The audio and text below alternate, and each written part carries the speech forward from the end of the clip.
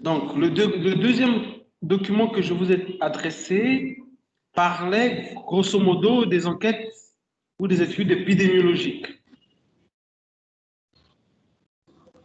Donc, de là, je me suis dit qu'il ne fallait pas faire un focus détaillé sur les mathématiques, axé sur le calcul des échantillons et autres.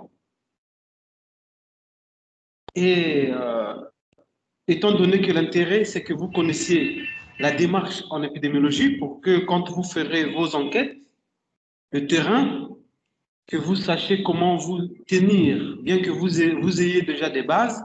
Mais ici, c'est pour vous présenter des procédures sur la base des travaux que nous vivons au quotidien, afin de vous inciter à vous approprier des méthodes et de développer le rapport au terrain. Comme je vous ai dit la fois dernière, ce cours vise à vous encourager à la recherche sur les techniques d'enquête épidémiologique, y compris des recherches personnelles, et précisément sur les méthodes de sélection des personnes à inclure dans l'étude.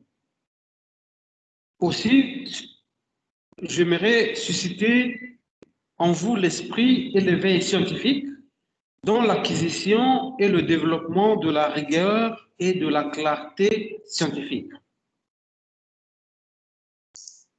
C'est ainsi que je souhaiterais que, je ne sais pas si vous avez eu à imprimer vos documents ou encore si c'est en face de vous, parce qu'aujourd'hui, je vais vous décrire au moins 2 ou 3 études pour que vous sachiez comment nous les avons abordées. Maintenant, à la fin, vous allez poser un certain nombre de questions, forcément parce que pour certains, ça peut paraître nouveau, mais l'intérêt de vos questions seront de permettre que les réponses qui seront détaillées vous emmènent à être capable de faire la même chose. Donc, je souhaiterais que vous ayez en face de vous le document sur les techniques d'enquête. Est-ce que c'est possible pour tout le monde?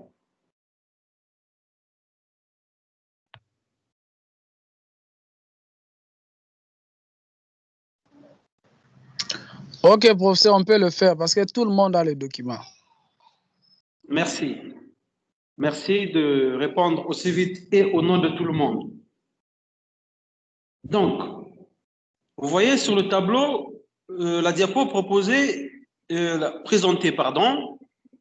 traite de la taille de l'échantillon dans le cadre des enquêtes transversales. Donc, avant d'aborder le cours d'aujourd'hui, je vais devoir faire une mise au point. La mise au point va intéresser, vous allez voir, que sur les études descriptives, nous avons dit la fois dernière, en l'occurrence sur l'étude descriptive, on avait dit que la mesure de risque auquel il faut s'intéresser, c'est la prévalence et le rapport ou le rapport de prévalence et son intervalle de confiance à 95%. On avait dit que la prévalence, c'était dans les études transversales. Et on avait aussi insisté que les études transversales avaient 2 natures. Une étude transversale peut être transversale analytique ou étiologique, ou encore une étude peut être transversale, descriptive, tout court. C'est ça, ce qui est d'ordre général. Et nous avons dit que pour des études descriptives longitudinales, c'est-à-dire où on suit une population dans la durée, avec l'apparition de nouveaux cas, on ne s'intéresse pas à la prévalence, parce que la prévalence, elle est fixe. Mais on s'intéresse à l'incidence, c'est-à-dire les nouveaux cas. On avait aussi parlé des études. Oui. Je ne sais pas si c'est moi-même, je ne vois pas votre écran. Bon, je ne sais pas si c'est moi-même ou vous n'avez pas encore partagé. Ah bon? Je pensais avoir partagé les. Attendez, c'est une bonne question. Je vais. S'il vous plaît. Oui. Bon, c'est partagé chez moi. S'il vous plaît. Voilà, l'écran est là, n'est-ce pas? Est-ce que l'écran est visible? Là, maintenant, l'écran n'est pas visible, mais au début, c'était visible. Là, c'est visible. Non, là, maintenant, vous venez Maintenant, ce n'est plus visible.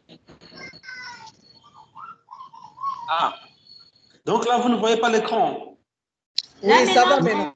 Non, maintenant, c'est visible. Maintenant, ça va. Ça va maintenant. Ah oui, parce que là, je vois l'écran. Donc, on peut continuer. Oui, professeur. Oui, professeur. Donc, je disais dans ma mise au point que dans les études où il y a de nouveaux cas de maladies qui apparaissent, ce qu'on appelle l'incidence, on s'intéresse donc à l'incidence cumulée ou la densité d'incidence. Là, nous sommes dans les études longitudinales où c'est dynamique parce qu'il y a l'apparition des nouveaux cas.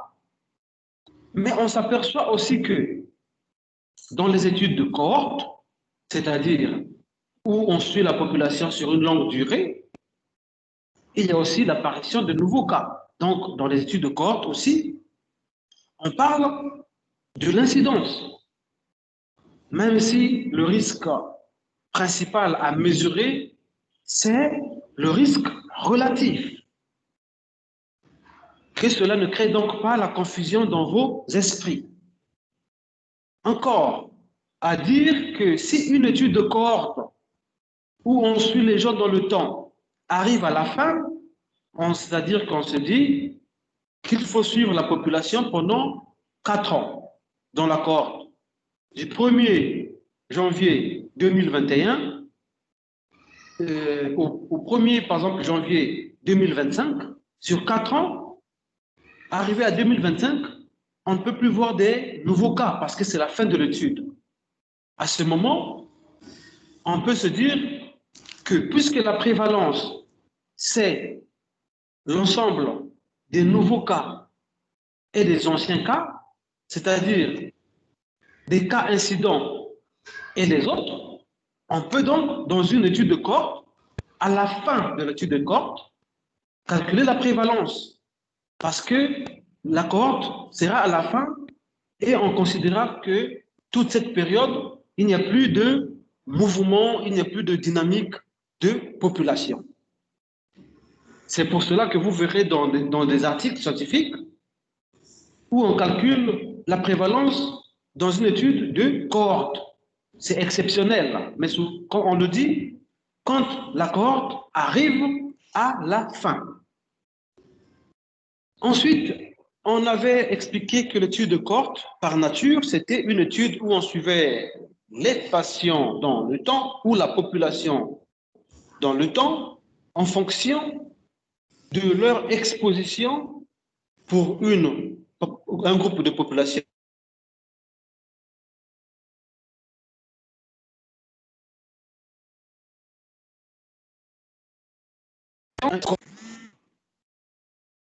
On suivait dans le temps.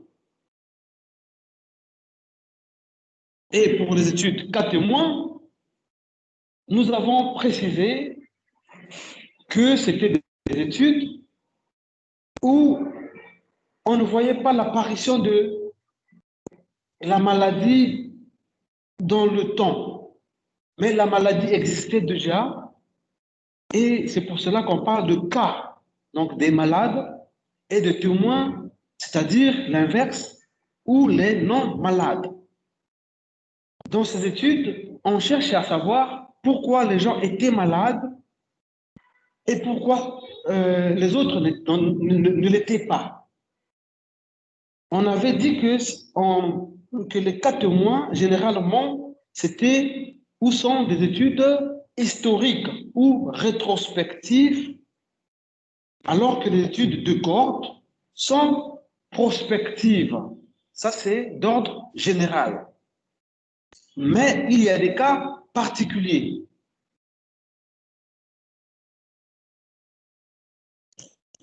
Il y a des cas particuliers que vous allez voir dans les articles, puisque on peut trouver des cas témoins non rétrospectives, mais aussi prospectives. C'est-à-dire, on a des malades dès le début et des gens qui ne sont pas malades. Mais on verra ça dans les pratiques, les cas particuliers qu'il sied de dire.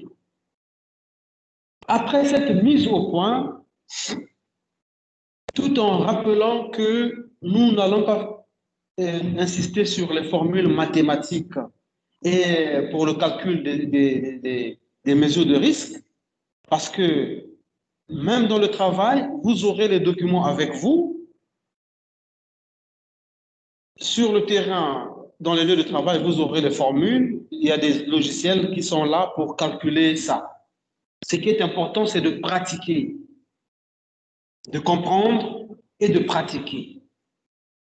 Ceci dit, la première étude que je vais vous parler dans la pratique que j'ai réalisée, c'est l'étude qui traite de l'onchocercose au Congo-Brazzaville. Est-ce que jusque-là, tout le monde me suit parfaitement? Oui, professeur. Donc, à ce niveau, je vous prie de d'éveiller votre... Pas tellement. Chez moi, les profs sont tellement entrecoupés, je me demande si c'est un problème à mon niveau, je ne sais pas trop. C'est-à-dire que s'il n'y a que vous qui constatez cela, ça veut dire que c'est un problème à votre niveau. Si c'est la majorité, donc la probabilité dira que c'est à mon niveau.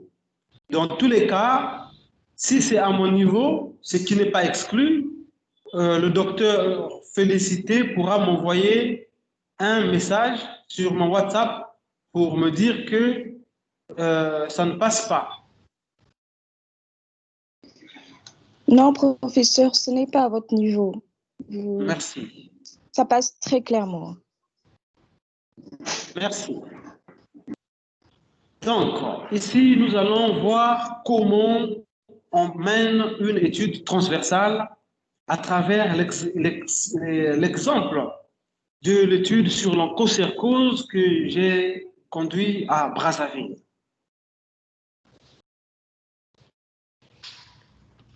Je vais paraphraser ce que j'ai écrit simplement pour des besoins de pédagogie et que, puisque vous l'avez sous vos yeux, que vous me suivez très attentivement. Donc, l'objectif de cette étude sur l'onchocercose à Brazzaville était d'estimer la prévalence de l'onchocercose dans un bassin endémique ici qu'on appelle le bassin du fleuve Kwilu-Nyari. Donc c'est un bassin, un ensemble de provinces traversé par un fleuve. Et tout autour, il y a l'endémie de l'onchocercose. Donc, il était pour nous question dans le cadre du programme de lutte contre l'onchocercose de faire une évaluation de la prévalence. Parce que par le passé, il y avait eu une campagne de distribution des médicaments, hein, des médicaments pour traiter les gens, pour que les gens soient immunisés contre cette maladie. Et donc, nous avons mené une étude quelques années plus tard pour évaluer, en gros, implicitement, si la campagne des médicaments de traitement réalisés, et si cette action de santé publique avait eu un impact positif. Donc, dans ce cadre, nous avons réalisé une étude transversale, à la fois descriptive, c'est-à-dire que nous nous sommes intéressés à la prévalence, parce qu'on avait que à décrire dans un premier temps. Et je note que dans toutes les études présentent toujours les résultats dans un premier temps descriptifs. Et donc, partant de ça, de là, nous avons calculé donc la prévalence, mais ici nous n'avons pas dégagé des hypothèses. Voilà, parce qu'on s'est dit que ça ne servait pas d'utiliser des hypothèses dans une étude transversale, fondamentalement. Puisque ce n'était pas une étude où on suivait l'apparition des malades, on est parti dans une région pendant un temps limité, du 1er mai au 30 novembre 2018. Voilà, on est allé sur le terrain et on a consulté les registres pour avoir des données à analyser. La population de cette zone était estimée à une trentaine de milliers d'habitants. Donc, c'est une population qui a été obtenue sur la base d'un recensement réalisé bien avant notre étude. Donc, nous avons profité des données administratives pour pouvoir calculer sereinement la taille de notre échantillon. Nous nous étions intéressés à toutes les personnes concernées plus ou moins par, voilà, donc des personnes qui étaient à risque. C'est que des personnes qui vivaient dans cette zone endémique et essentiellement en s'intéressant à ceux qui vont souvent dans les forêts, parce que c'est là-bas qu'on trouve souvent des simili, hein, des mouches qui provoquent cette maladie.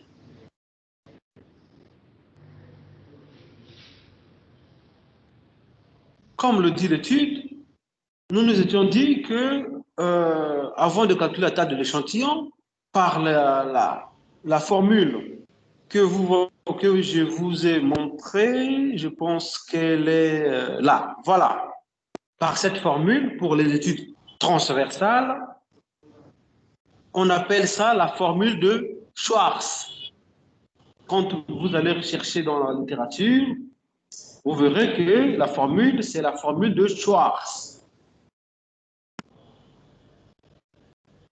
Donc, avant de calculer la taille de l'échantillon, c'est-à-dire obtenir une estimation quantitative du nombre de personnes à inclure dans l'étude, nous avons voulu connaître d'abord la population. On s'est dit que la maladie concerne en particulier tout le monde qui habite cette zone,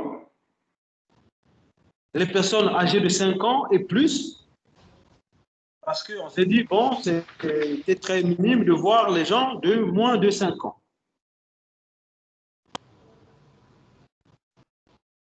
Ainsi, on a étudié un peu l'offre de soins dans les départements, dans les provinces où nous avons réalisé l'étude,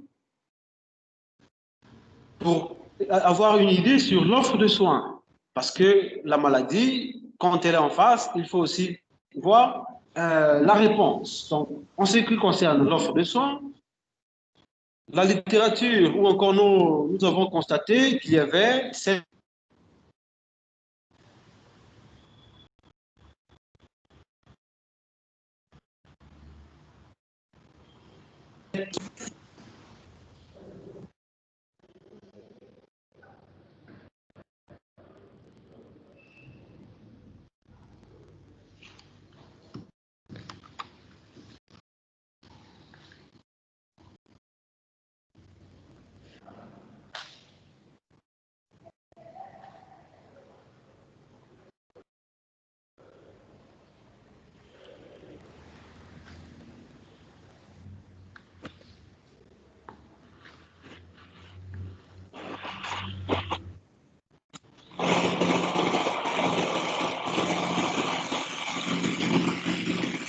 Allô?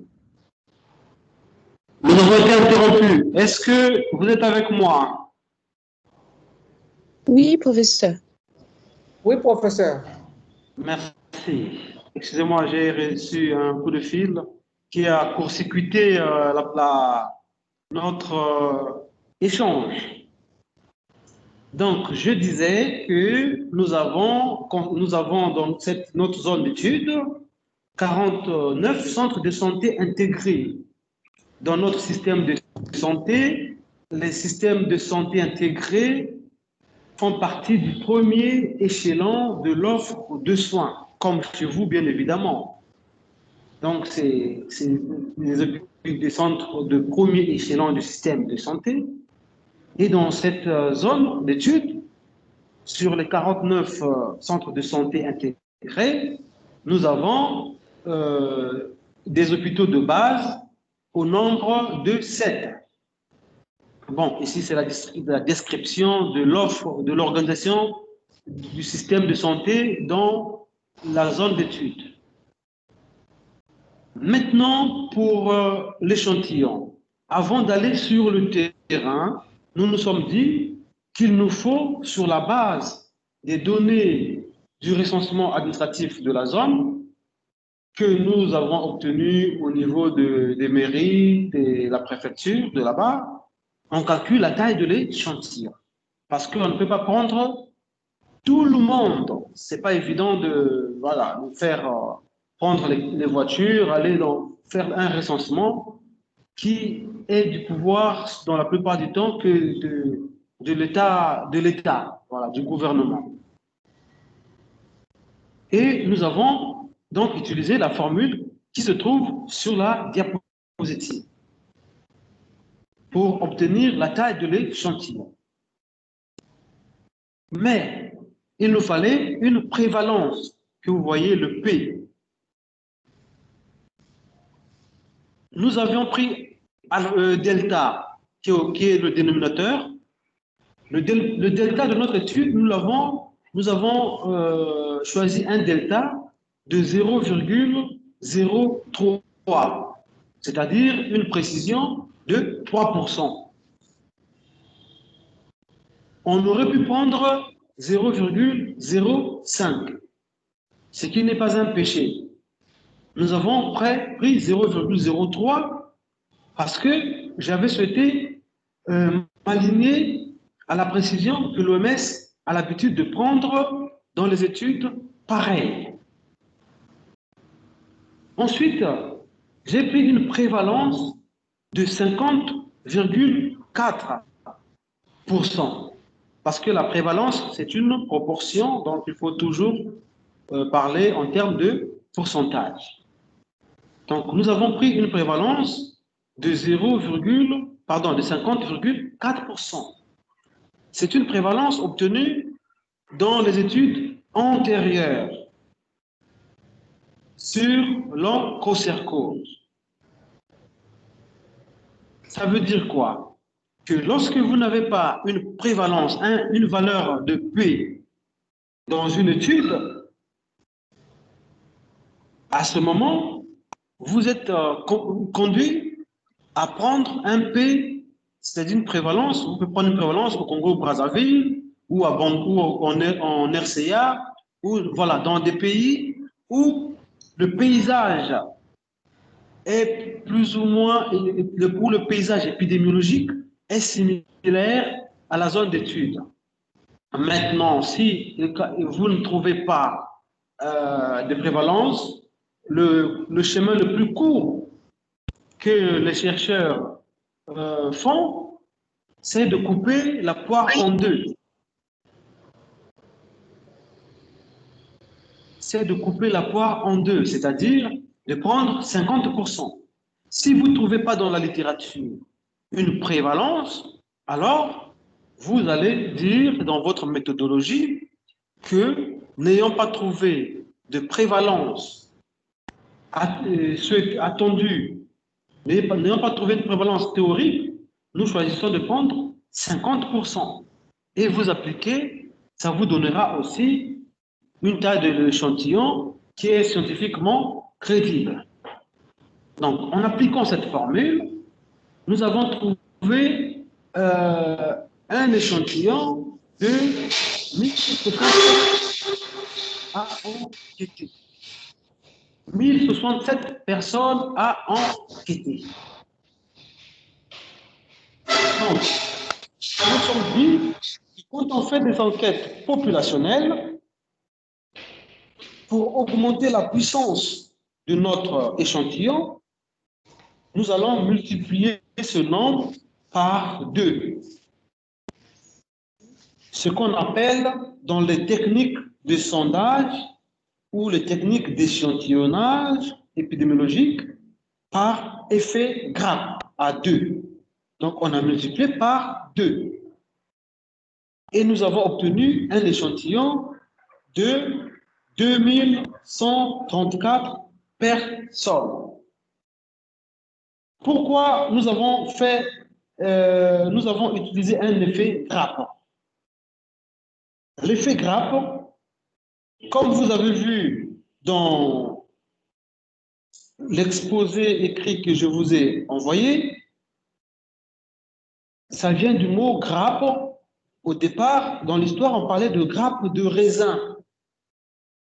Donc, on se disait que pour choisir les raisins, ben, on choisit d'abord les grappes. Hein, quand on va faire les vendanges de raisins, on prend d'abord des grappes, c'est-à-dire les grappes de raisin. Et puis, dans les grappes de raisin, on prend les raisins, on tire raisin par raisin. C'est des méthodes qu'on utilise beaucoup dans les enquêtes populationnelles. Donc, on appelle ça des enquêtes de grappes, qui sont des enquêtes probabilistes, qui font partie des enquêtes probabilistes ou aléatoires. Donc, on fait un tirage au sort d'un quartier, par exemple. Donc, voilà, je profite pour essayer un peu d'éclairer les esprits sur l'explication de la méthode de sondage en grappe. Même si c'est pas je ouvre simplement la parenthèse pour que tout le monde soit à niveau. Quand vous voulez mener une enquête dans une ville, dans un premier temps, vous allez choisir les blocs ou les zones. Les zones que vous allez choisir, on appelle ça des grappes.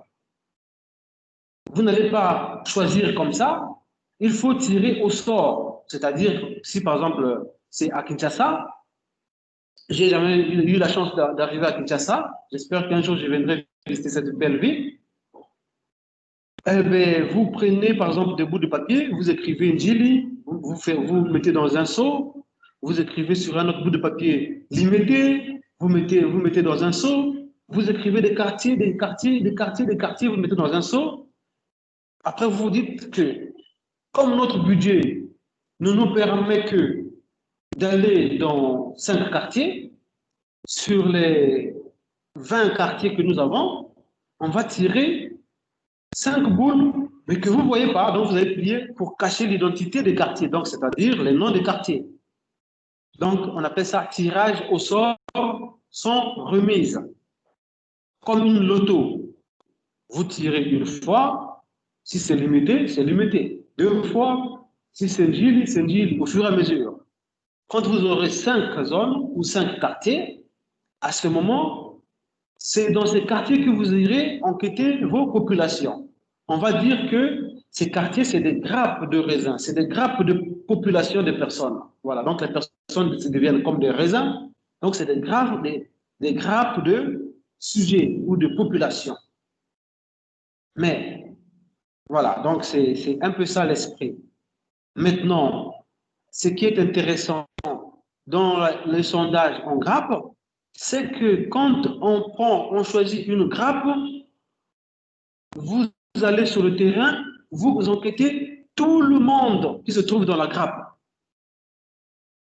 Donc vous enquêtez, vous prenez tout le monde qui se trouve dans la grappe. Là, je peux revenir sur mon étude. Donc, après avoir obtenu 1067 personnes, j'ai demandé à mon équipe que nous devons augmenter le nombre de personnes pour avoir un effet grappe de 2. Nous avons choisi. Et donc, nous avons obtenu 2134 personnes.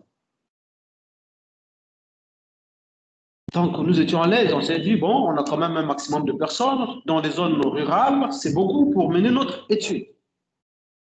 Maintenant, pour aller sur le terrain, on s'est dit que pour que notre étude puisse être standard ou pour standardiser notre étude et ses résultats, c'est-à-dire pour pouvoir comparer, rendre notre étude comparable avec les études réalisées dans d'autres pays sur la même thématique, notre démarche doit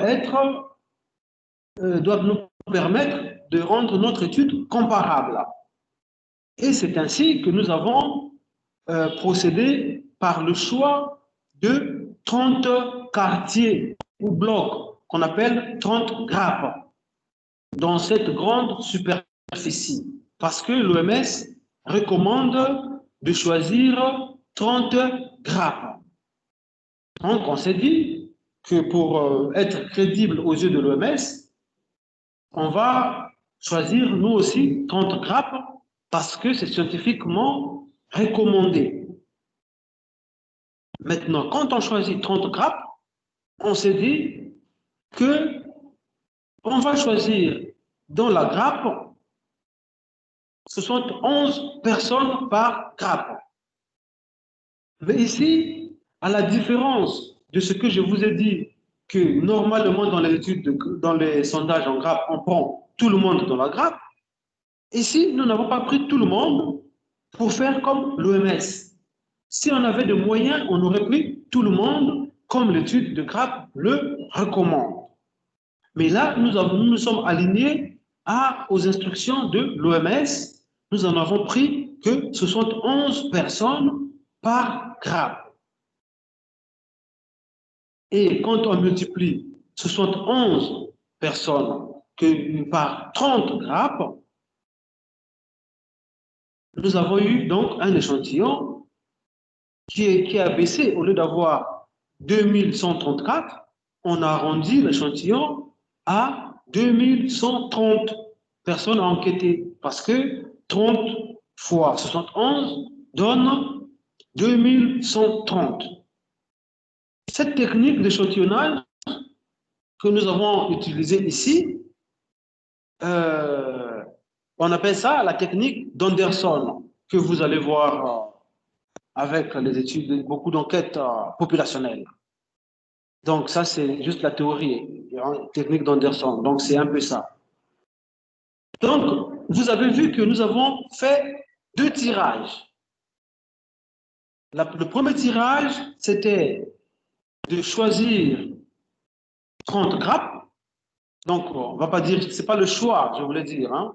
C'est la sélection de 30 grappes. Ce n'est pas un choix.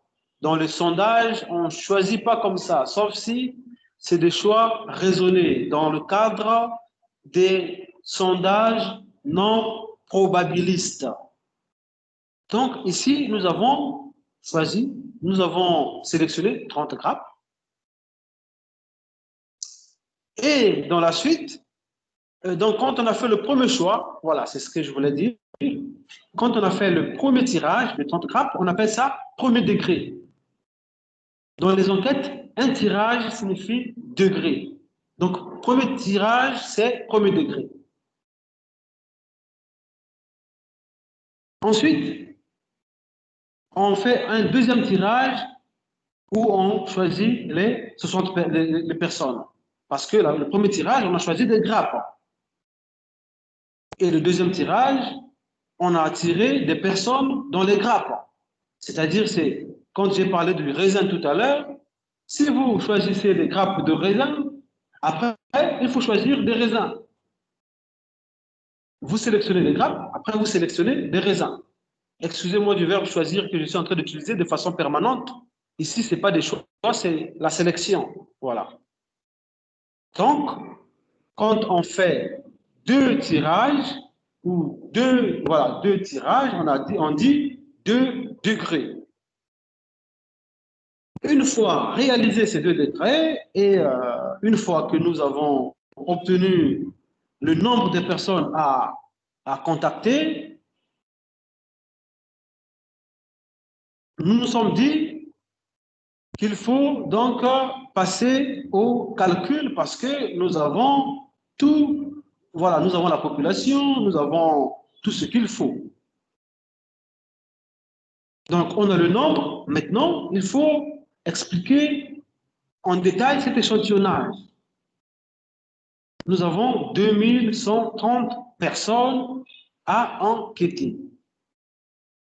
Mais dans la zone ou dans toutes ces zones endémiques, il y a des villages. On se dit combien de personnes on va enquêter dans chaque village, même si nous avons 71 personnes par grappe, mais dans les villages, on va choisir combien de villages. On va faire comment? On se dit que dans la procédure, il faut voir dans chaque population le nombre d'habitants et puis appliquer une logique pour obtenir le nombre de personnes à inclure dans l'étude dans chaque zone. En ce qui nous concerne, donc dans mon étude, nous avons 5 villes que vous voyez ici. Dans les 5 villes, vous voyez qu'à gauche, on écrit population endémique.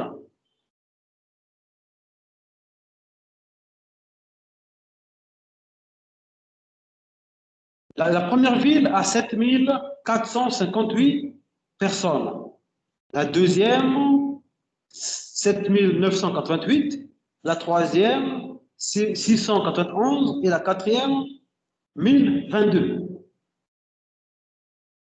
On s'est dit, selon les orientations de l'OMS, de prendre une population cible de la population générale qui est endémique, en se disant qu'il faut affecter un pourcentage de 80% pour obtenir la population cible.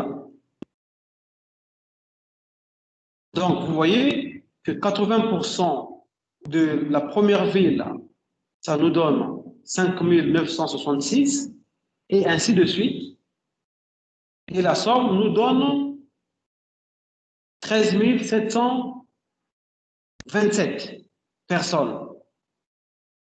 Maintenant, on se dit que dans ces villes, nous avons le nombre de personnes à enquêter. Maintenant, comment on va procéder? Est-ce qu'on connaît le nombre de personnes? Combien de grappes on va avoir dans ces villes? La première question, c'était combien de personnes on va avoir dans ces villes? Maintenant, on va se dire combien de grappes on va avoir dans ces villes. Donc, voilà. Les 80%, c'est la population cible de chaque ville. Et la question principale, c'était, mais il faut combien de grappes et donc combien de personnes dans chaque grappe qu'on prendra pour avoir pour atteindre notre échantillon calculé au départ, dont la taille est 2130 individus. On a fait ce qu'on appelle le poids de la population cible. Donc, c'est ici la 4e colonne. C'est des formules qu'on n'invente pas, que je vous ai mis en dessous du tableau. Vous appliquez et ça sera parfait. Avec un peu d'attention, ça sera très simple et très parfait parce que ici, même avec la calculatrice du téléphone, on a ça, on peut trouver ça. Et pour obtenir le poids de la population cible, on a utilisé la population cible que vous trouvez au niveau de la 3e colonne par localité multiplié par la population totale cible, c'est-à-dire 13 727. Et donc, ajusté par ville, vous avez 0,43, 0,47, 0,04, 0,06. Maintenant, on se dit qu'il faut trouver le nombre de grappes dans chaque ville. On utilise encore la formule qui vient juste après. Puisque nous savons que nous avons 30 grappes, on multiplie 30 grappes par le poids de la population cible par localité trouvée. Et vous avez vu le nombre de grappes apparaître sur l'avant-dernière colonne. La somme des grappes nous donne 30. Enfin, une fois que nous avons calculé le nombre de grappes, on va maintenant calculer le nombre de personnes inclus par localité, c'est-à-dire nombre de grappes trouvées par calcul multiplié par 71 personnes, puisque nous avons dit au départ que dans notre étude, nous avons choisi de sélectionner 71 personnes par grappe. Et c'est pour cela que nous avons trouvé respectivement 923 personnes dans la population de la ville, de la première ville, 994 pour la deuxième ville, 91 pour la troisième ville, 142 pour la quatrième ville, avec un total de 2130 que nous avons calculé dans notre formule. S'il vous plaît, professeur. Oui. Il y a une main levée. Docteur Clémence, vous voulez poser une question? Merci. Docteur Clémence, je suis à votre écoute. Oui, merci. Professeur, je ne sais pas si à part la taille d'échantillon dans le cadre des enquêtes transversales, c'est ce que je vois sur mon écran. Et tout ce que vous êtes en train de parler là, les colonnes et tout, je ne vois pas. Mais aussi, ce que vous dites par rapport au poids de la population, de la population cible, tout ça, je n'ai pas vraiment compris. Très bien.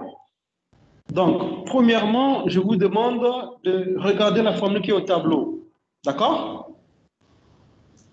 Vous voyez que c'est la formule que nous utilisons pour calculer la taille de l'échantillon dans les études transversales.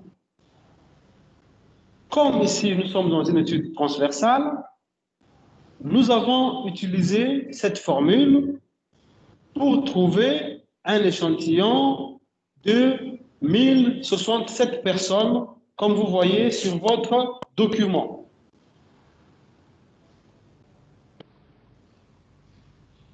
Maintenant, puisque nous avons utilisé une démarche, c'est ce qui n'apparaît pas sur la diapositive, et je comprends votre question. puisque ici je parle de ce que je fais sur le terrain, j'ai utilisé une méthode que l'OMS utilise en population générale. Donc, dans les zones, dans les quartiers, dans les provinces, voilà. Ici, on parle de population extra-hospitalière. Avec un échantillon de 1067 personnes, l'OMS conseille qu'on utilise dans les études transversales ce qu'on appelle effet grappe pour augmenter la puissance statistique de notre étude. Donc, à la différence maintenant de la formule qui se trouve sur la diapositive, nous avons donc ajouté l'effet grappe parce que la formule que vous avez, c'est une formule générale que nous avons aussi utilisée dans notre étude. Et comme on l'a mené dans une population générale, on a utilisé les recommandations de l'OMS où on doit ajouter au nombre de sujets nécessaires trouvés par la formule de Schwartz qui est affichée, ce qu'on appelle effet grappe. Effet grappe, c'était donc, on peut dire effet grappe à 2, effet grappe à 3. Souvent, on ne dépasse pas 3. Nous nous sommes arrêtés à effet grappe à 2. Et quand je suis arrivé à effet grappe, j'ai ouvert une parenthèse pour expliquer ce que signifie effet grappe. Que le mot effet, c'est l'impact d'une grappe parce qu'on a doublé. Mais le mot grappe, j'ai expliqué qu'à l'origine des statistiques, on parlait de grappe de raisin pour illustrer ce concept. On parlait de grappe de raisin ou lorsqu'on les sélectionne, les grappes, on peut maintenant tirer les raisins, soit tirer les raisins pour les manger ou pour les mettre à l'usine, prendre les bons raisins et jeter la grappe qui va avoir en définitive des mauvais raisins pour faire du bon vin avec les bons raisins, soit prendre tous les raisins de la grappe. Voilà. Et dans les populations, quand on fait une étude transversale, par exemple dans la couverture vaccinale, toutes les études de couverture vaccinale sont des études transversales où on utilise l'effet grappe parce qu'on le fait en population générale. Souvent, quand c'est pour des programmes élargis de vaccination, donc, on les fait auprès des enfants de 0 à 5 ans. Dans la population générale, on utilise l'effet grappe. Donc, jusque-là, je pense que ça vous semble clair, même si des concepts sont nouveaux. C'est pour cela que j'essaie de partir très doucement.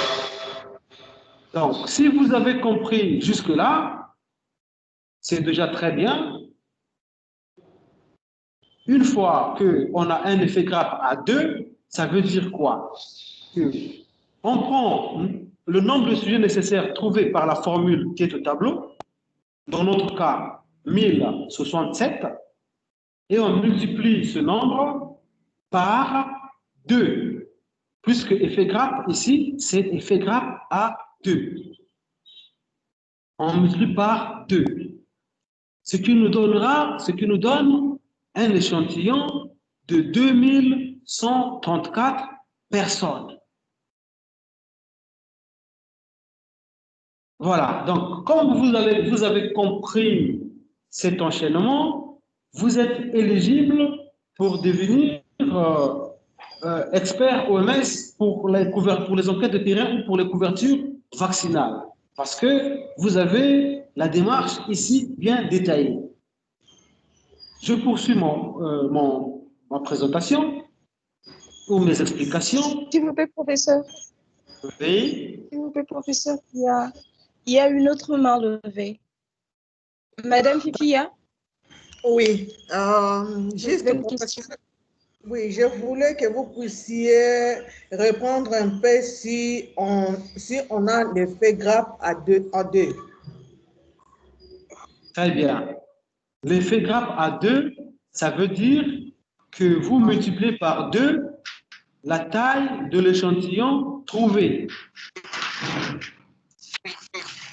Donc, l'effet grappe à 3, ça veut dire que vous multipliez par 3 la taille de l'échantillon trouvé. Ici, l'effet grappe, vous le choisissez. Par exemple, nous avons choisi un effet grappe à 2 parce que simplement, le MES choisit un effet grappe conventionnellement à 2.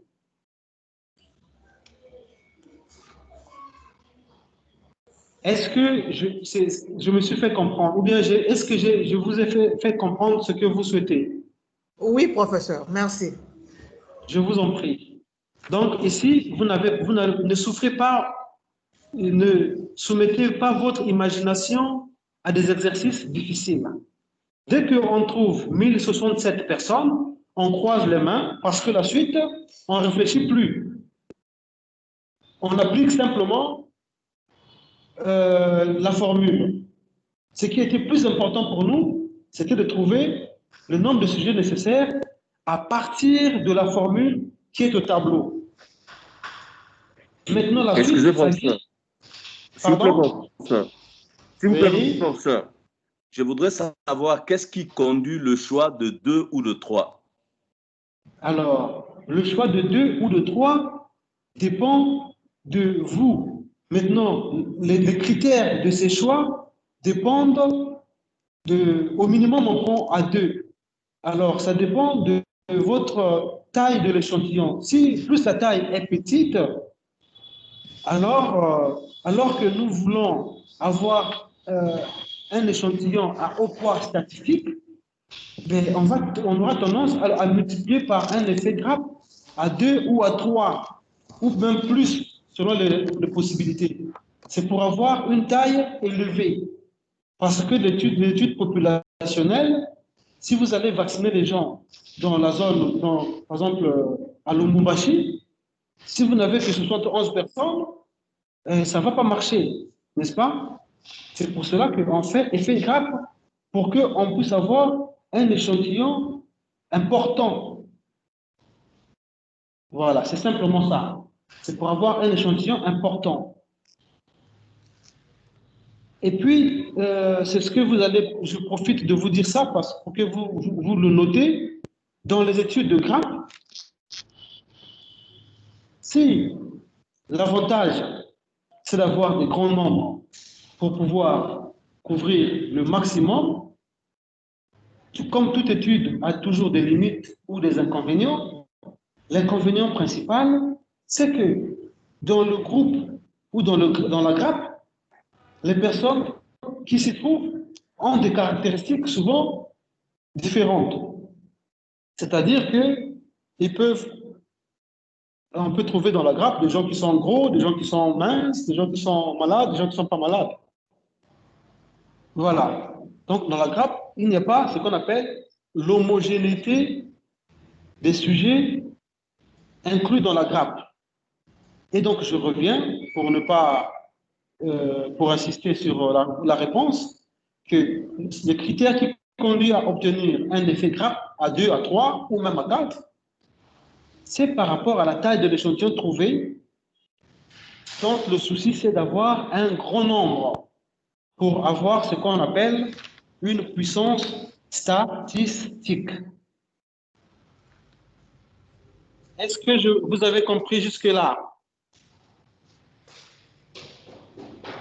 Oui, professeur. Merci. Donc, après avoir trouvé le nombre de sujets nécessaires, on n'a plus d'efforts à faire. On va se soumettre à suivre l'enchaînement qui nous emmène à considérer que nous allons dans la zone d'étude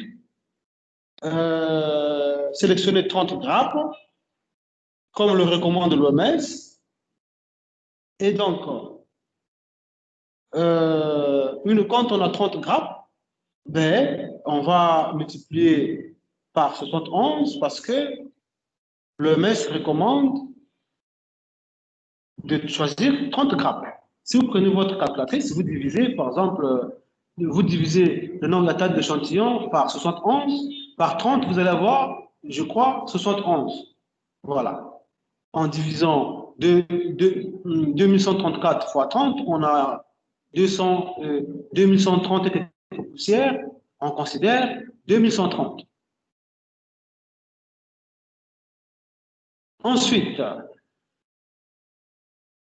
je vais devoir vous réexpliquer les formules qui permettent d'arriver à sélectionner, plutôt avoir la taille de l'échantillon ou le nombre de personnes à inclure dans chaque localité. C'est là où je m'étais arrêté. Je vous ai dit que dès que vous avez la taille de l'échantillon, vous arrêtez de réfléchir parce que vous avez trouvé l'essentiel, c'est-à-dire la chose la plus difficile. La suite, c'est maintenant les simples formules, parce que le maître nous dit entre 30 grammes. Vous divisez le nombre de sujets nécessaires obtenus par la formule qui est affichée, par 30, vous obtenez 2130. Après, vous allez vous dire, il faut combien de personnes dans chaque village. Mais ça, là, on ne réfléchit pas. Le maître propose qu'il faut une population cible à 80%. Alors, vous allez simplement suivre. Le mieux pour vous, monsieur le médecin et autres experts, c'est d'avoir dans votre tableau de bord ce même tableau, que vous enlevez les chiffres à l'intérieur. Quand vous allez sur le terrain, vous remplissez la population qui vous intéresse, vous calculez les 80% de cette population, ça vous donne des populations cibles. Vous calculez la part de la population cible par localité, par la formule qui se trouve en dessous du tableau, le nombre de grappes pareil, et le nombre de personnes incluses dans chaque zone pareillement. Là, vous n'inventez pas, les formules sont là. Excusez, S'il vous plaît, professeur. Oui. Il y a des questions. Il y a un problème par rapport au tableau que vous êtes en train de parler. En tout cas, nous, on ne voit pas le tableau en question. C'est ça le problème. Dans votre document, il n'y a pas de tableau? L'étude en question, en tout cas, on ne voit pas cette étude.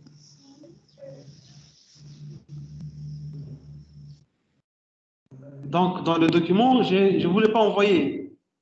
Vous avez envoyé d'autres études, mais c'est que celui de onchocercose, là, on ne voit pas dans les documents. On voit l'étude de VIH, autre chose, mais on ne voit pas de l'onchocercose. Autant pour moi. Excusez-moi, vraiment, pardonnez-moi parce que moi, il y a un décalage. Moi, je ne comprenais pas. Moi, je pensais vous avoir envoyé ça. Oui, mais Donc, si vous pouvez aussi nous balancer ce que vous avez là, ça va nous aider. d'accord. Bien sûr que c'est le but. Je le fais. Donnez-moi 3 minutes, d'accord? Ok, professeur. Oui, je présente encore mes excuses, hein, parce que vous savez, ça passe tout. Je pensais vous l'avoir envoyé. Bon, je vous l'envoie dessus. J'envoie Merci. donc j'envoie par qui? Comme ça, ça va à tout le monde. C'est par qui que je vais l'envoyer? Josué, si vous avez le mail de Josué, ça va. Il va nous envoyer ça. D'accord, merci, chers amis. Je vais rattraper ça.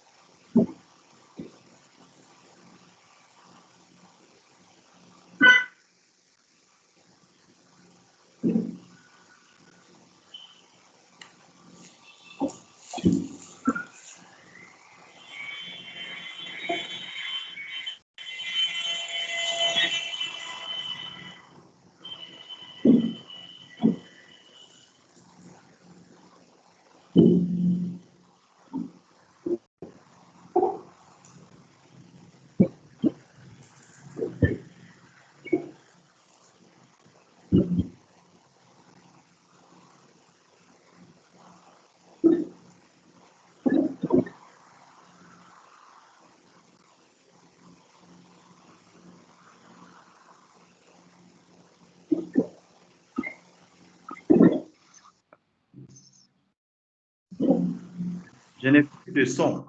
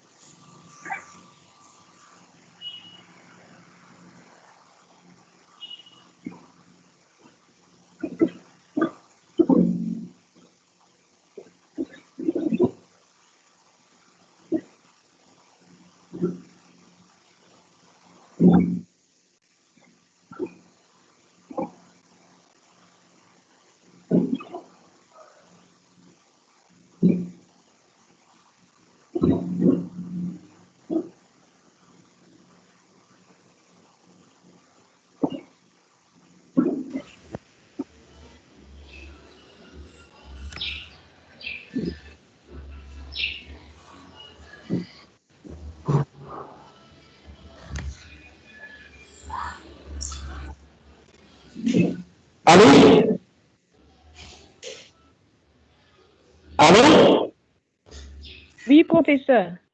Bon, donc je vois que j'ai affiché la diapositive, j'ai affiché je vous ai envoyé le document. En même temps, j'ai affiché le document, enfin, je veux dire, mon travail, le même document au tableau. Est-ce que c'est visible pour tout le monde? Oui. Oui, professeur, c'est visible. Très bien.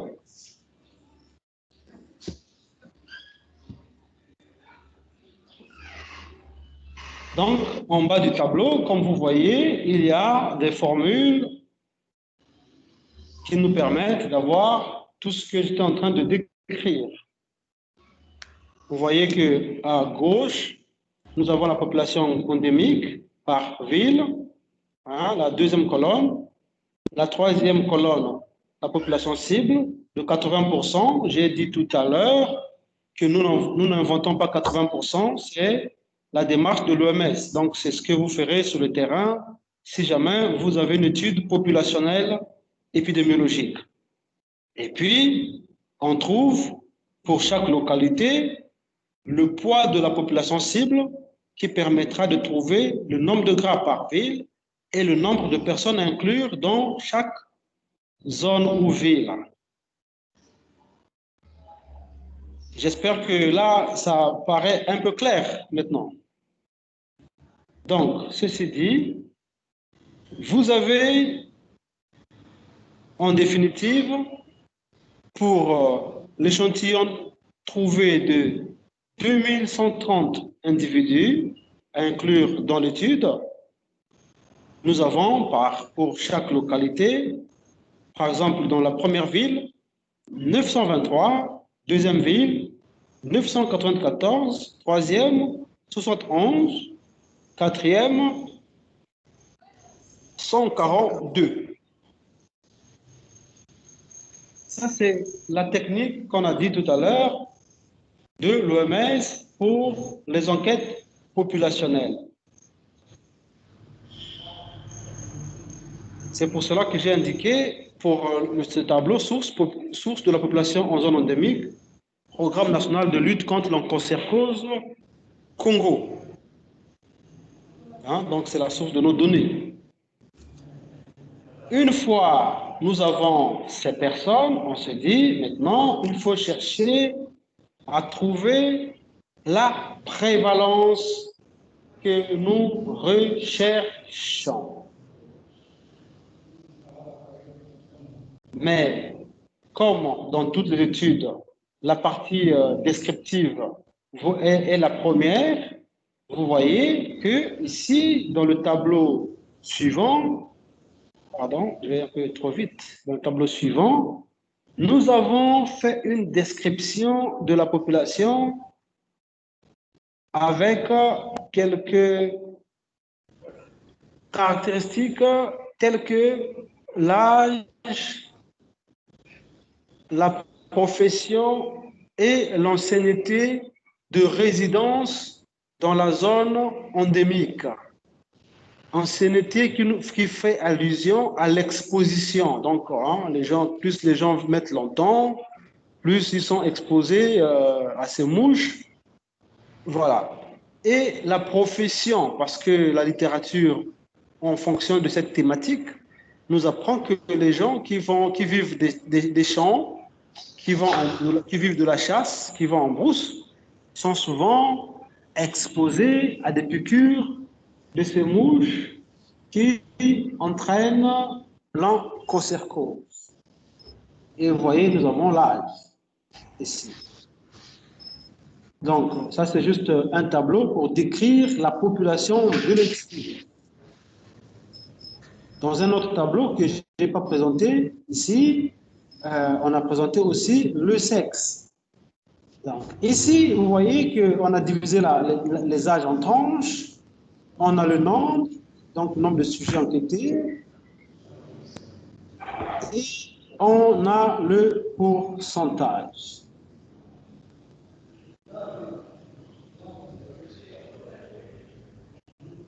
Voilà, donc là, nous avons obtenu le nombre. Maintenant, pour ce qui concerne le calcul de la prévalence, eh bien, la prévalence n'est qu'un rapport. Donc, on a pris le nombre de personnes qui ont fait la maladie dans la population en question sur notre échantillon. Voilà. Donc, sur un dénominateur qui est la taille de notre échantillon.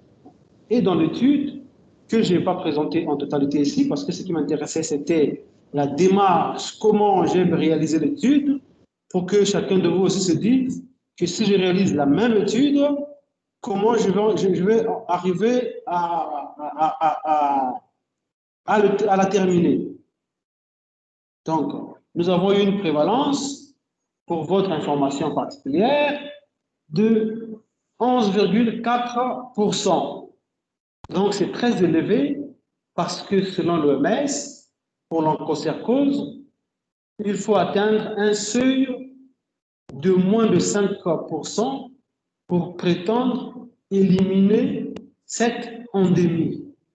Ça veut dire qu'au Congo-Brazzaville, l'onchocercose est à un niveau qu'on n'a pas, voilà, un niveau élevé. Ça, c'est la première étude. Mais je note que ici, dans cette étude, je me suis arrêté à la partie descriptive parce que je voudrais présenter d'abord ce qui est d'ordre d'épidémiologie descriptive ou bien une étude transversale descriptive que j'ai déjà réalisée pour que vous vous appropriez de la démarche. Alors, pour cette première étude, est-ce que vous avez des questions? Si vous n'avez pas de questions, on va pouvoir enchaîner les autres afin que afin que vous rentriez dans le bain des études épidémiologiques de terrain. Est-ce que vous avez des questions? Docteur Félicité, est-ce qu'il y a des gens qui lèvent la main? Jusque-là, il n'y a pas de main levée. CP, docteur Jonathan, est-ce qu'il y a des questions? Bon, souvent, bon, je pense qu'il n'y en a pas pour le moment. Souvent, on ne pose pas forcément de questions à l'immédiat, mais comme le principe du cours, c'est de maintenir la dynamique dans les échanges, vous pourrez, le cas où vous trouverez une difficulté dans la maîtrise de ce type d'enquête populationnelle, n'hésitez pas à nous contacter. Merci, professeur. Je vous en prie. Donc là, vous avez une démarche, comme je vous ai dit, on vous a remis les outils techniques pour évaluer la couverture vaccinale, par exemple, à Lumumbashi. Vous avez la technique là. Vous avez le tableau, vous enlevez les chiffres, vous mettez les populations que vous voyez, et puis dès que vous mettez les populations de chaque zone, ben, vous avez le poids de la population cible, et ainsi de suite. Vous irez sur le terrain pour mener sans difficulté votre étude, parce que c'est défendable techniquement, épidémiologiquement et donc intellectuellement, parce que ce n'est pas vous qui avez inventé les formules. Maintenant, la particularité de cette enquête, c'est que vous voyez que les sujets enquêtés, nous avons retenu 2130, mais nous sommes arrivés à 2211. Ça peut être une question, simplement parce que sur le terrain, l'idéal, c'est d'en avoir plus que moins. Si vous avez 2130, tant mieux. Et si vous avez la possibilité d'en avoir encore plus, ben, c'est encore beaucoup mieux. Parce que les statistiques, plus vous avez beaucoup de chiffres, plus eh ben, vous avez ce qu'on appelle une puissance statistique. Simplement ça. Alors là, vous allez aussi m'accorder l'attention que pour essayer un peu d'enfoncer le clou pour la compréhension de l'étude transversale, je vais aussi vous présenter une autre étude transversale. Là, je vous ai donné un cours, je vais vous dire, le fichier que je vous ai envoyé là, c'est un fichier que j'ai eu le temps de faire, je crois, à 3h ou 4h du matin. Oui, c'est ça. Et donc, au besoin, je pourrais l'amender parce que souvent, quand on est entre l'éveil et le sommeil, il y a parfois des coquilles qui se glissent. C'est pas grave, on va s'en sortir. Donc, l'idée, c'est que je vous décrive comment procéder sur le terrain. Et que quand vous allez lire les articles que vous lisez d'habitude, que vous vous sentiez non coincé dans la compréhension et donc dans l'explication à une autre personne. Ceci dit, je vais parler d'une étude que nous avons faite ici dans notre département sur la satisfaction des usagers à l'égard des services de planification familiale dans les centres de santé publique du Congo. Est-ce que vous y êtes? Nous y sommes. Nous y sommes. Est-ce que vous avez le document sous vos yeux? Oui. Très bien. Donc, j'explique encore une étude transversale afin que vous voyez comment ça se passe. Les études ne se ressemblent pas. Avec à l'esprit la formule de choix de la diapo que j'ai enlevée.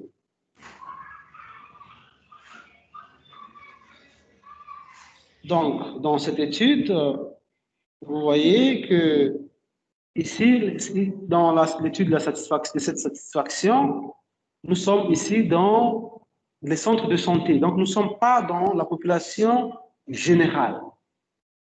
Nous sommes dans les centres de santé. Donc, ici, on ne fait pas l'effet grappe. Vous avez bien compris. On fait l'effet grappe quand on est dans la population générale, mais quand on est dans un centre de santé, on ne fait pas dans des services faire des effets grappes, c'est un peu multiplier les mêmes choses. Ça va vous donner du travail inutile. Donc, ici, comment nous avons procédé? Déjà, on se pose la question de savoir, est-ce que les services de santé, de services de planification familiale offraient des soins de qualité qui induirait à une satisfaction des populations demandantes. C'était ça la question. Et donc, nous avons, comme c'est une étude à un moment donné, nous nous sommes dit que la méthode à utiliser pour réaliser les études dans de courtes périodes, à un moment donné, c'est utiliser une étude transversale. C'est ce que nous avons fait. Et nous nous sommes, on a donc décidé d'aller sur le terrain, dans les centres de santé, pour sélectionner d'abord les services, une fois les services sélectionnés, et puis de passer à obtenir les personnes qui vont répondre à l'étude, et puis poser des questions sur la satisfaction et autres. Donc, c'est simplement ça. Ici, vous trouvez la formule de Schwartz. Avec la formule de Schwartz, vous trouvez le nombre. Et puis, vous allez dans le service. Vous prenez la population correspondante. S'il vous plaît, professeur, il y a une main levée. Oui. Madame Fifia. Madame Fifia, vous avez levé votre main? Levé ma main. Juste, professeur, pour la précision. Bon, je ne sais pas si j'ai bien compris. Vous avez dit que le fait grave, on le fait dans la population. Mais quand on est dans un centre de santé, on fait l'étude transversale, c'est ça? C'est moi qui... Oui, excusez-moi, vous avez raison, vous avez bien fait de poser la question pour mieux comprendre. L'effet grappe, c'est aussi pour l'étude transversale. D'accord? Oui. Voilà. Donc, étude transversale, en fait, dans les populations, on conseille de mettre l'effet grappe pour avoir une bonne puissance statistique, c'est-à-dire un bon nombre élevé. Voilà. Mais on utilise d'abord la formule que vous avez vue sur la diapo, pour obtenir le nombre de studios nécessaires. Maintenant, selon là où on se trouve, c'est-à-dire, si on est en population générale, c'est mieux de mettre l'effet grappe pour réduire des erreurs statistiques, hein, afin d'avoir un grand nombre. Maintenant, si on est dans un centre de santé, eh ben, on n'a pas un grand nombre. Vous savez que dans les centres de santé, vous avez le médecin, vous avez les assistants, vous avez les infirmières, n'est-ce pas? Ce n'est pas de très grands nombres. Voilà. Même les usagers qui viennent ne sont pas de très grands nombres. Voilà. Donc là, ça ne sert pas de faire l'effet grappe dans ces conditions-là. C'est simplement ça la différence. Mais les deux, c'est des études transversales. Est-ce que c'est clair pour vous, madame? Oui, mais c'est qu'on fait au centre de santé. Bon, nous disons parce que là, on utilise l'effet grappe parce que là, il y a un bon nombre de populations. Mais là, comme il n'y a pas un bon nombre, bon. Très bien. Bref, c'est qu'on peut faire là. C'est quoi? Alors, parce ici, que dans la population, il y a toujours transmission. D'accord. Vous avez donc dans notre étude, alors, je vais devoir expliquer ça un peu. Vous avez posé une question parce que l'étude, une bonne question, parce que moi, quand je réponds, je suis obligé de répondre à votre question et d'aller parfois au-delà pour essayer un peu de présenter des informations ou des connaissances exhaustives, n'est-ce pas? Oui. Voilà.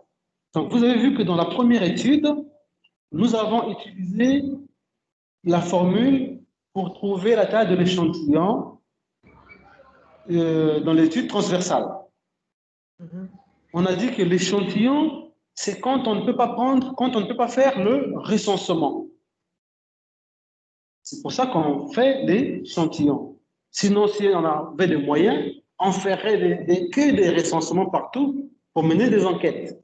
Donc, le mot enquête, le mot sondage, simplement, c'est parce que, eh bien, il n'y a pas possibilité de faire un recensement. C'est comme quand un organe est malade, eh bien, pour faire la biopsie, on prend un échantillon, donc on prend une petite portion de l'organe, n'est-ce pas?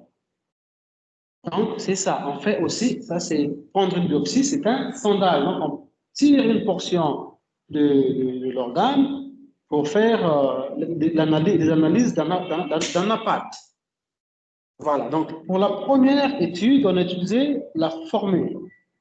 Alors, je pense que j'allais faire un petit flottement là. Maintenant, dans la deuxième étude, ici, nous avons fait aussi une étude transversale descriptive. Dans la deuxième étude que je suis en train de décrire là. Une étude transversale descriptive. Mais vous avez posé une bonne question. Vous avez dit dans les centres de santé. Quand vous faites une étude dans les centres de santé, on va dire par exemple périphérique, et que l'étude s'étale sur une petite période d'un mois par exemple, vous pouvez prendre tous les malades qui viennent, n'est-ce pas?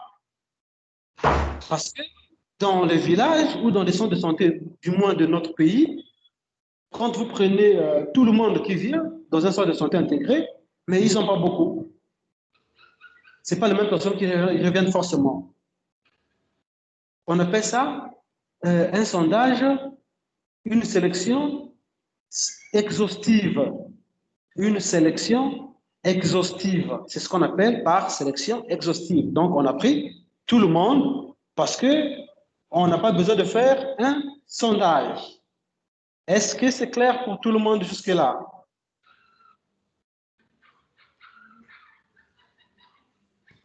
Oui, ça va.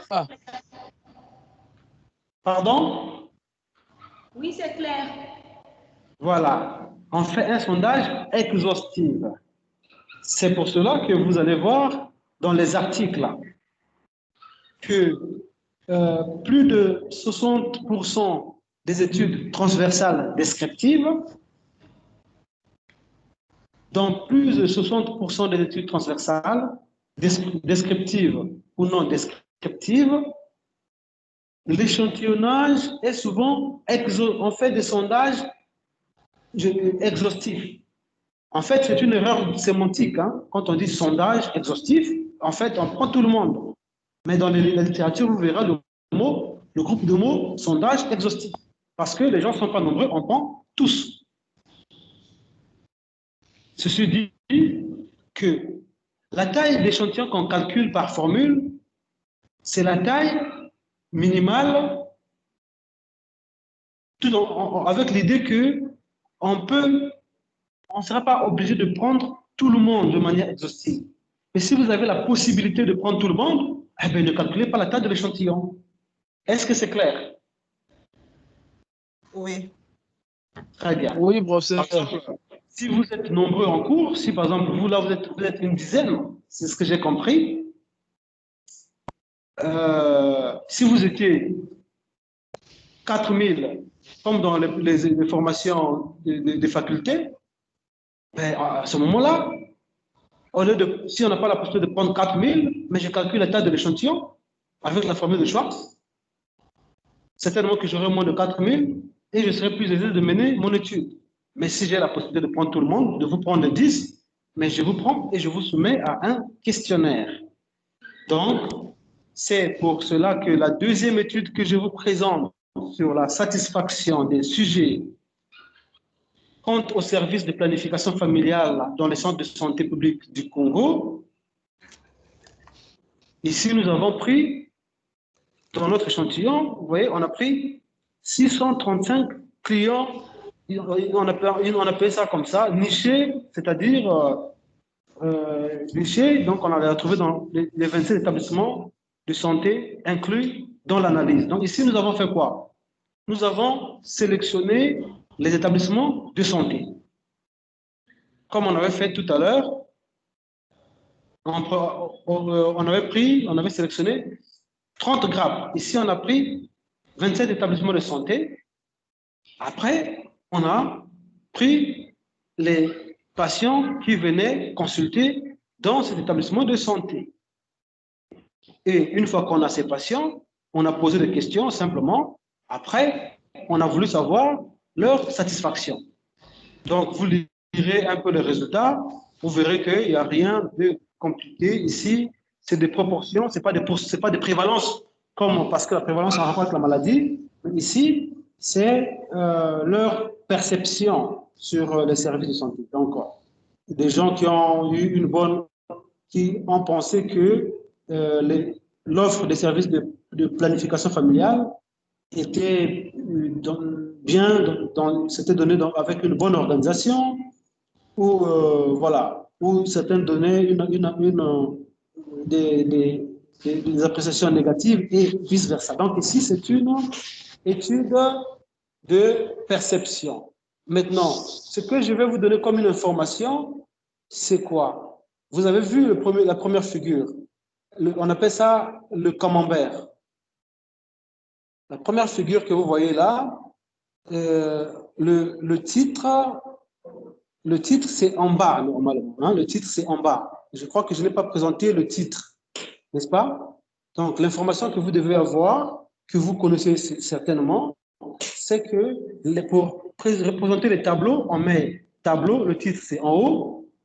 Mais quand il faut présenter les graphiques, les graphiques ou les figures, le titre doit être en bas du graphique ou de la figure. Et pour le tableau, le titre doit être en haut.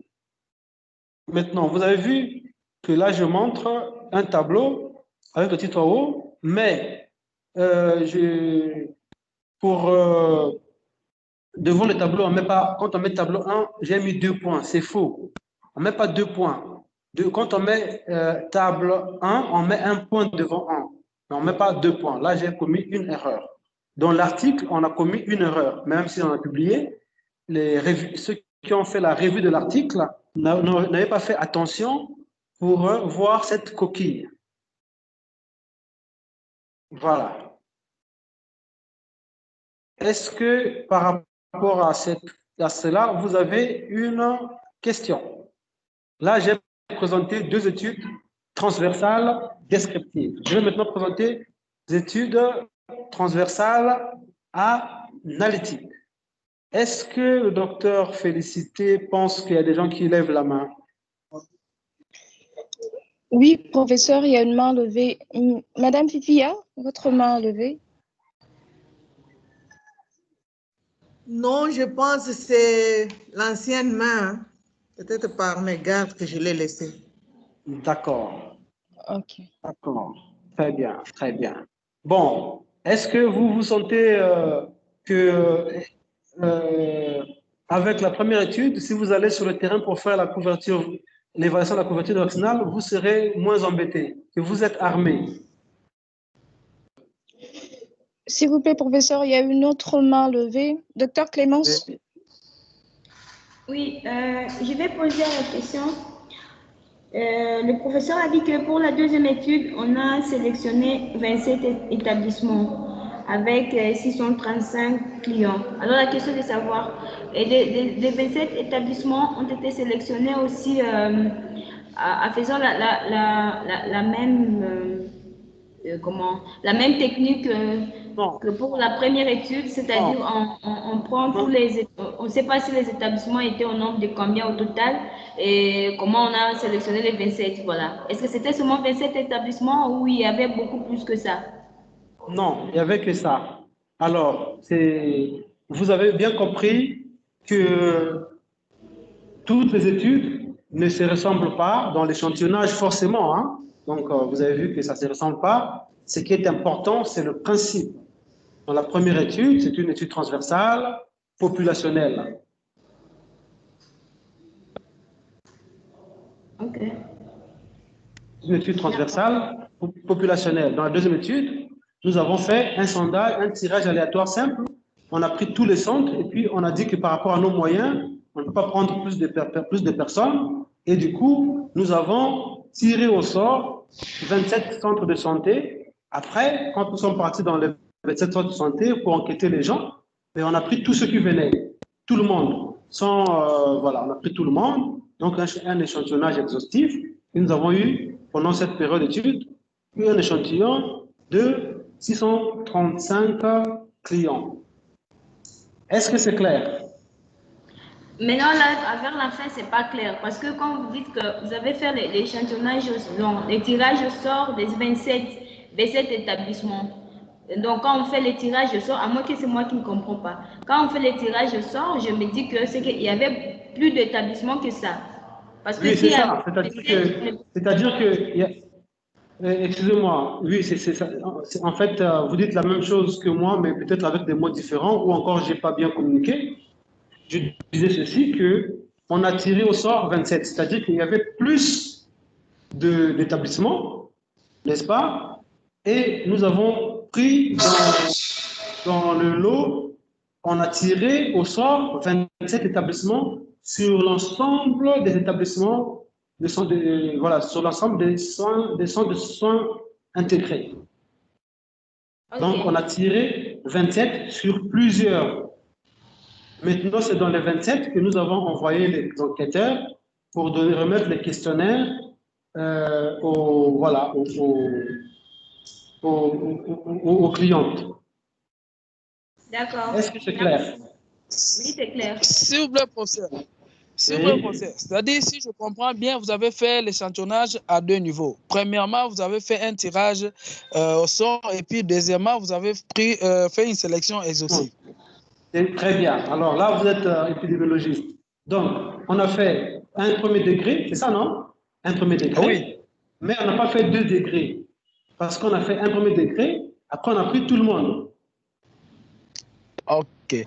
Mais quand on tire au sort, normalement c'est le premier degré. Après, on a pris tout le monde. Oui, professeur, mais là, est-ce que vous pouvez nous rafraîchir un peu le mémoire par rapport à la sélection exhaustive et une sélection par convenance, si c'est possible?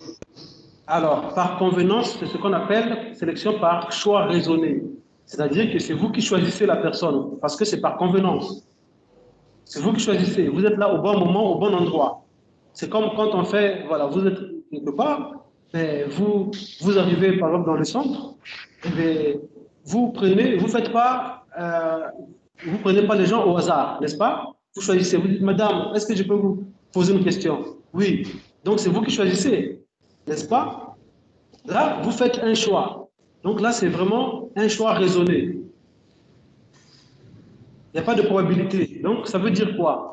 Ça veut dire simplement que toutes les personnes n'ont pas la même chance d'être interpellées par l'enquêteur. Parce que c'est vous qui les choisissez. Donc, tous les enquêtés n'ont pas la même chance ou la même probabilité que vous voilà, tendez le questionnaire. Donc, ce genre d'enquête, c'est bien, mais ça n'a pas un bon pouvoir scientifique ou une robustesse scientifique parce que là, c'est vous qui choisissez. Et les autres n'ont pas la même chance d'être interpellés par vous. Oui, professeur. Bon, j'ai une préoccupation.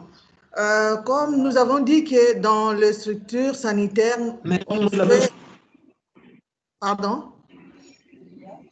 Donc, tout le monde a eu la même chance d'être sélectionné dans le jury. Maintenant, si on fait des probabilités, des tirages au sort aussi de la population, ça veut dire que pour la probabilité, tout le monde a la même probabilité d'être sélectionné.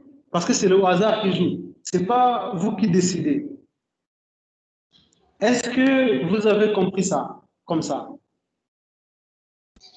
Oui, on a compris, mais moi j'ai une préoccupation, professeur. Allô? Oui, je vous suis.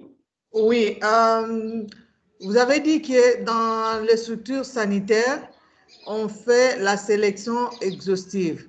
Mais ma préoccupation est celle Attendez, pardon, attendez. Excusez-moi. Excusez-moi de vous interrompre. Vous pouvez faire une sélection exhaustive, comme nous avons fait dans les formations sanitaires, c'est-à-dire qu'au niveau des clients, on a pris tout le monde. Oui. Maintenant, si vous n'avez pas de moyens, parce que le sondage, c'est comme on a dit dans le protocole, il faut faire un budget au début, n'est-ce pas? Si votre budget et vos moyens ne vous permettent pas de prendre un très grand nombre, mais vous ne prenez pas tout le monde, vous faites un sondage. Maintenant, oui. Ça ne veut pas dire que dans les services, vous êtes obligé, non. Il n'y a pas d'obligation. Il n'y a pas d'exclusivité. Vous faites ce que vous voulez, pourvu que la méthode de sélection soit irréprochable. Simplement ça. Il n'y a pas à dire qu'à l'hôpital, on doit faire que exhaustive, ou bien on doit faire que un tirage au sort pour avoir une taille d'échantillon donnée. Non. Il n'y a pas de meilleure technique de sondage, mais on prend la technique par rapport à la situation. C'est pour cela que dans le premier cas, nous avons fait un sondage où on a trouvé on a utilisé un effet grappe à 2. Et dans le deuxième sondage, nous avons pris tout le monde. On aurait aussi fait un tirage au sort dans le deuxième sondage aussi. On aurait fait un tirage au sort aussi, mais on n'a pas fait ça. On a pris tout le monde parce qu'on avait les moyens de le faire et puis parce qu'ils n'étaient pas beaucoup. Donc, oui, ma question était celle de savoir, dans les écoles par exemple, on va suivre la même démarche comme dans les structures ou comme dans la communauté, dans la population. D'accord. Très bien. Et les écoles, c'est des milieux de grande population, n'est-ce pas? Oui. Voilà, les écoles, vous avez bien compris que c'est des milieux de grande population. Et les écoles, c'est dans la population, les écoles. Donc, vous faites la formule, la première formule, vous faites ça, en tout cas, vous aurez 10 sur 10. N'est-ce pas? Donc, les écoles, vous utilisez la première démarche et ça passe. Ouais. Maintenant, si vous avez beaucoup d'argent, ben vous prenez tous les enfants.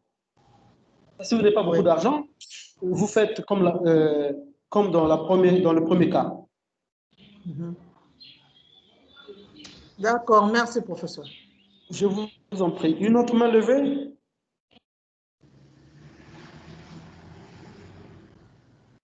Est-ce qu'il y a une autre main qui est levée? Autrement, on va continuer. Non, professeur, il y a plus de main levée.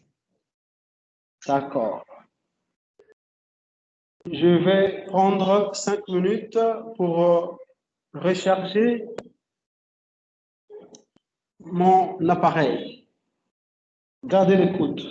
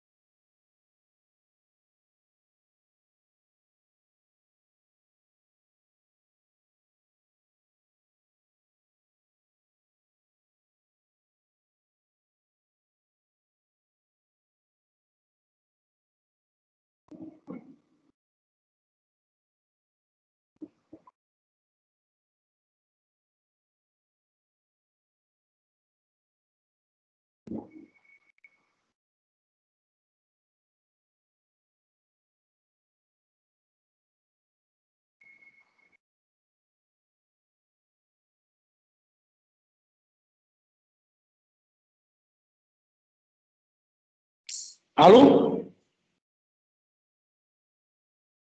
Est-ce qu'on peut Oui, repartir, allô, s'il vous plaît? professeur. Oui, professeur. C'est bon.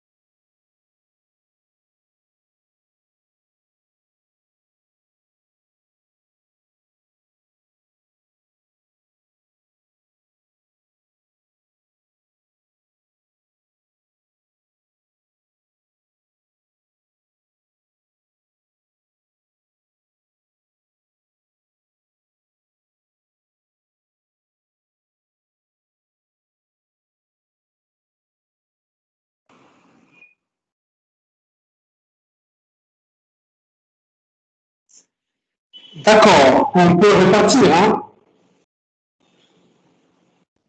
Oui, professeur. Merci. Donc, vous savez qu'ici, l'Internet est un luxe, alors que sous d'autres cieux, ça se passe beaucoup mieux.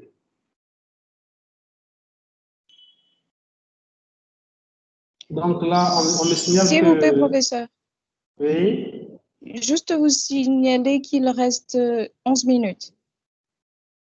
11 minutes pour terminer la journée. Oui, oui. Bon, c'est pas grave. Vous allez lire tout le document. Et puis, demain, on va être un peu plus. On va faire un effort de terminer tous les. On finira demain l'explication du reste des études. Et puis, à travers vos lectures d'aujourd'hui, j'espère que vous pourrez déjà comprendre certaines choses.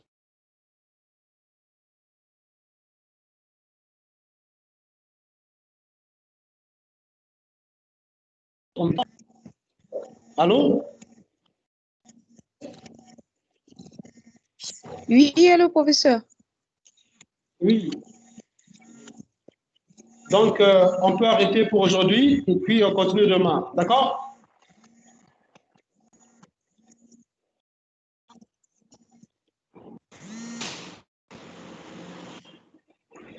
Oui, professeur, Madame si Félicité? tout le monde est Oui. d'accord. Ok, Oui, merci professeur, beaucoup, si tout le monde professeur. est d'accord, CP. D'accord. Très bien. Donc, on se voit demain. Ok, merci. Bon appétit. Merci. Bon appétit. Merci, professeur. CP.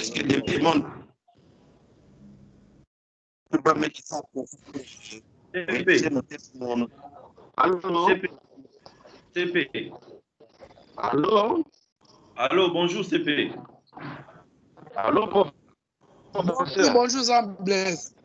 Est-ce que c'est docteur Yobo? Est-ce que demain on ne peut pas on ne peut pas prendre la journée de samedi pour Parle, non?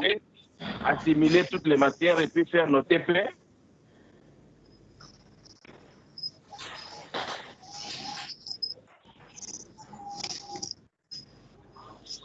Docteur Jean Blaise, on a du mal à vous suivre. Docteur Jean Blaise. Allô?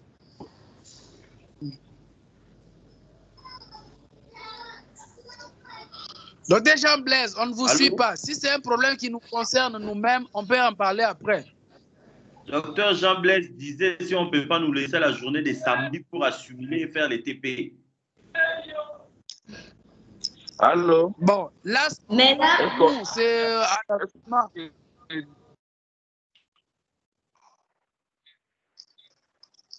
allô? J'ai dit ceci. Est-ce qu'on ne peut pas capitaliser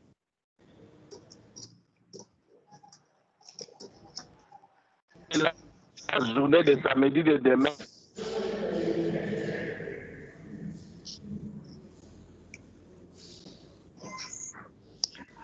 Docteur Jean Blaise, j'ai difficulté à vous entendre. Mais de toutes les façons, cette question, ça mérite d'être posée à l'équipe d'encadrement, à l'équipe pédagogique. Écrivez même dans le groupe, comme ça, on va voir la réaction des encadrants.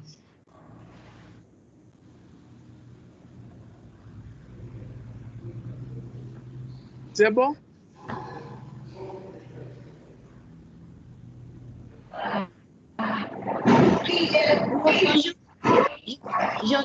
Docteur Jonathan.